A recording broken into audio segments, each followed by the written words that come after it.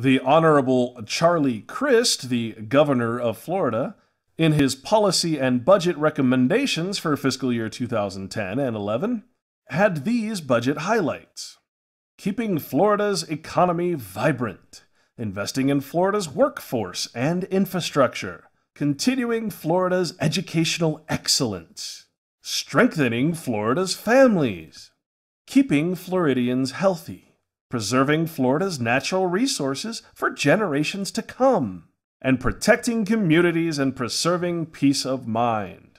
Now, how do you keep Florida's economy vibrant when you're laying off state workers? How do you invest in Florida's workforce and infrastructure when you're selling it off? How do you continue Florida's educational excellence when you're cutting off school funds? How do you strengthen Florida's families and keep Floridians healthy when you're cutting off Medicare payments and research for cancer and cardiovascular diseases? And how do you protect communities and preserve peace of mind when you are robbing your constituents blind with your hidden wealth and investments? Now, this is quite reminiscent of Barack Obama's Hope and Change campaign. But you cannot legislate hope, and you cannot hope for change without a representative government.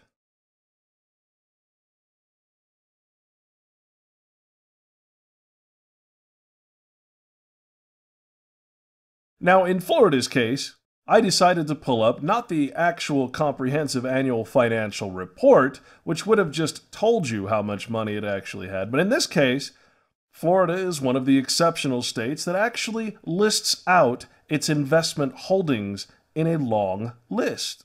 So, starting at page 1 of 1,479 pages of assets and investments held by the Florida state government, as listed in the Florida 2009 State Investment Holdings Report, the first page states, per the PFIA legislation, only publicly traded securities are included in this report. Privately held securities are not. So the following are just the investments that the state of Florida, the one individual government called the Florida State Government, with its own individual CAFR, these are its investments in publicly traded companies. Now, I'm just going to go through pages of investments and read you some of the companies that you might recognize. Starting on page 101, we see that as of June 30th, 2010, the corporate government of the state of Florida owns $558,771,266 worth of Johnson & Johnson stock. Here they have AT&T stock, $504.5 million. Here's Apple Computers, or Apple Incorporated, at $773.8 million in stock investments. Here's one that'll blow your mind. This is in the cash and temporary holdings category.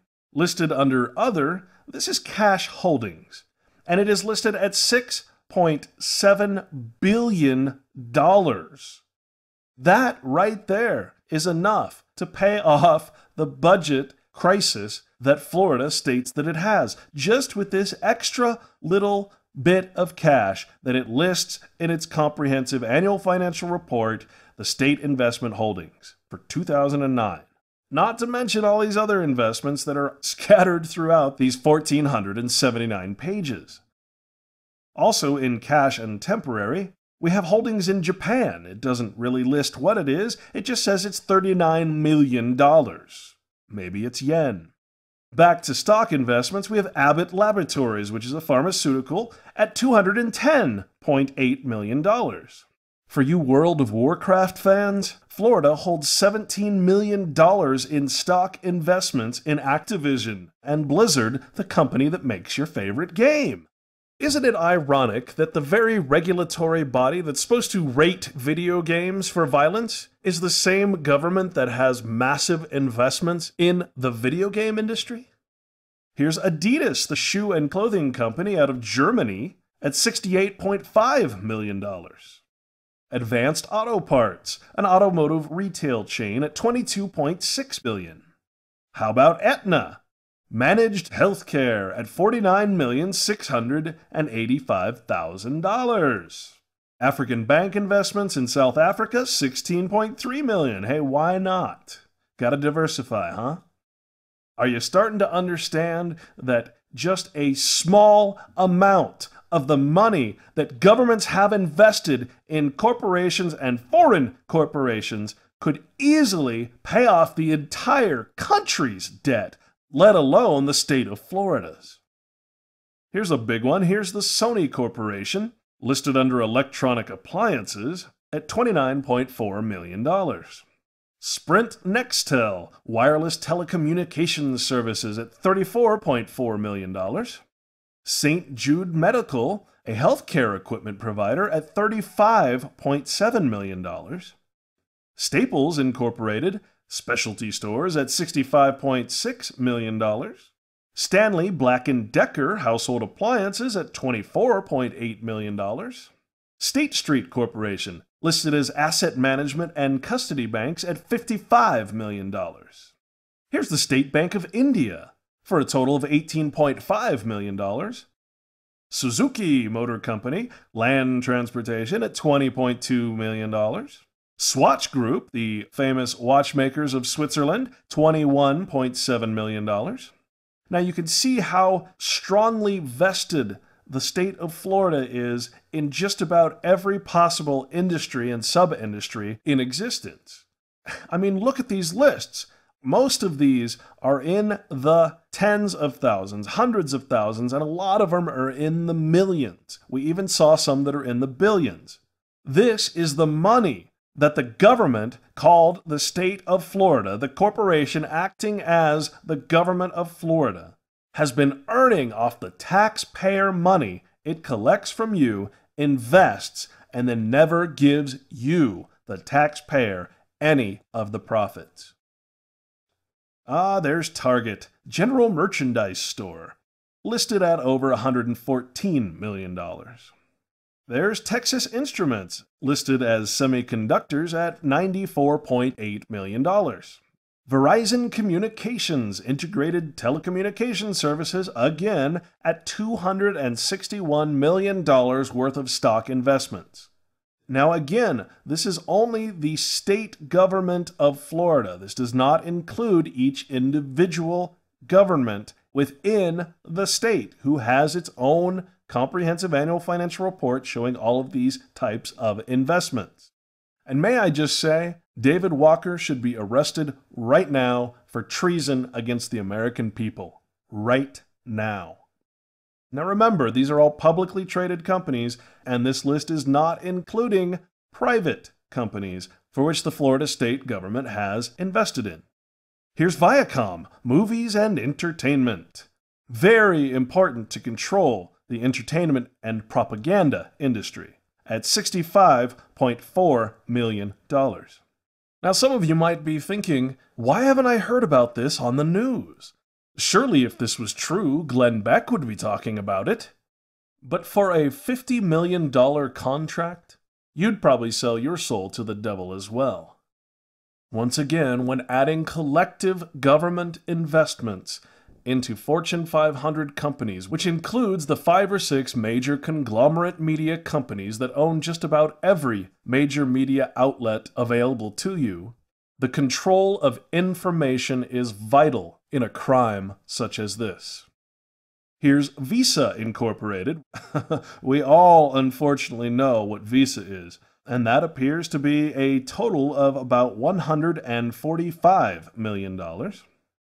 Here's Walmart Stores Incorporated. Oh, we all love the Walmart, at about $318 million. Wells Fargo, well look at there. Florida owns a major stake in my bank. $413.4 million. Here's Yahoo! Internet software and services at $50 million. 3M, industrial conglomerates, they make just about everything involving plastic at $192.3 million. Here's American Express, another banking and finance investment at $175 million. Now, keep in mind, we've just reached page 400, and I was skipping many pages and many companies in between. and we've still got so many to go. But just to make sure that you have the full perspective of what you've just looked at here, for each individual page for which you've just looked at, there are a total of 40 investments. 40 investments times 400 pages is 16,000 different investments in just 1/5 of the Florida state CAFR. I think that you get the idea that Florida has money coming out of its butt, but it's not telling the people of Florida. Instead, it's cutting jobs, cutting public funding, and raising your taxes. On page 652, we see fixed income investments in the banking and finance industry. Here we see that the State Corporation of Florida has investments of a little less than $100 million in Goldman Sachs Group. They have about $26 million in Merrill Lynch, which I believe got sold off to Bank of America not too long ago. Again, a fire sale where assets are sold for pennies on the dollar, while liabilities are nationalized or divided amongst taxpayers. We have about $35 million in Morgan Stanley and about $35 million in Wells Fargo. On page 677, we see that Florida's combined holdings in just its SP funds are about $21 billion. Now, to give you an idea of how Florida has not put all of its eggs in one basket, let's take a look at how diversified its investments are within different industries. We have oil and gas equipment services, multi-utilities, electric utilities, investment banking and brokerage houses, land transportation, regional banks, diversified chemicals, industrial machinery, internet software and services, communications equipment, education services, pharmaceuticals, electric power and gas, electric appliances, healthcare services, food retail, and of course you can't invest in oil and gas without having some place to store and transport it. And of course before you store and transport it, you have to have oil and gas exploration and production, reinsurance as well as regular insurance, and of course household products.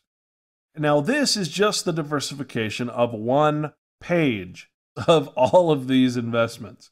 So imagine how invested the Corporation of Florida really is. Likewise, you can't just invest in one currency.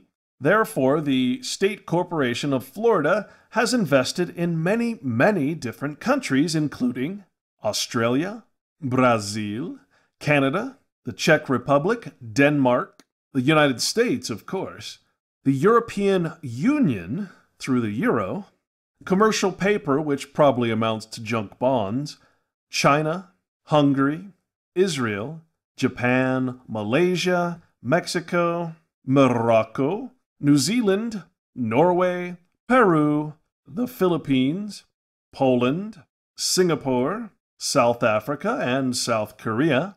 And of course, we can't forget the superb bankers of Switzerland, Taiwan, Thailand, Turkey, the Queen in the United Kingdom, Germany, Malaysia, Belgium, France, Portugal, Argentina, and even Jordan. And of course, if you're going to invest in a specific industry, you don't want to put all your eggs in just one company.